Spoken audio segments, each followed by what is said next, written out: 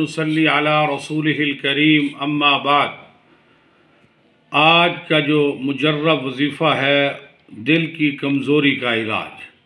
آج کل کیونکہ دل کمزور ہیں، لوگ دل کے عارضے میں مبتلا ہیں، تو یہ بہترین اعلیٰ قسم کی دعا ہے۔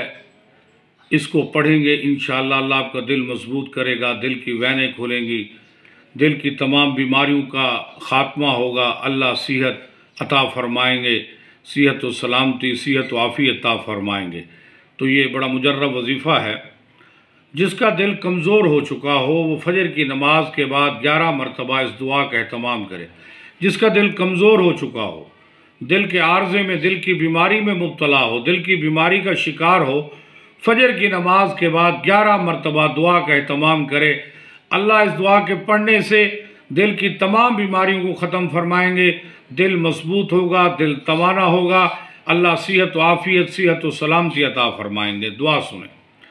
لا الہ الا اللہ وحدہ لا شریک لہ لہ الملک ولہ الحمد یحیی و یمیت وہو حی لا یموت بیدہ الخیر وہو علی کل شیء قدیر۔ بڑی آسان دعا ہے، پھر سن لیں، اس کو آپ نے یاد کرنا ہے اس دعا کو، پھر روزانہ فجر کی نماز کے بعد 11 مرتبہ پڑھنا ہے۔ لا الہ الا اللہ وحدہ لا شریک لہ لہ الملک ولہ الحمد یحیی و یمیت وہو حی لا یموت بیدہ الخیر وہو علی کل شیء قدیر۔ بڑی آسان دعا ہے، پھر توجہ سے سنیں اور اس کو لکھ لیں، یاد کریں اپنے پاس۔ لا الہ الا اللہ وحدہ لا شریک لہ لہ الملک ولہ الحمد یحیی و یمیت وہو حی لا یموت بیدہ الخیر وہو علی کل شیء قدیر۔ بڑی آسان دعا ہے، بڑی مجرب دعا ہے۔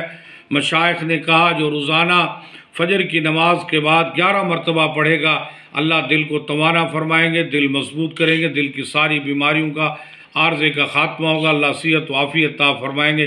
اس دعا کو لکھ کر یاد کر لیں، آخری دعا پھر سن لیں۔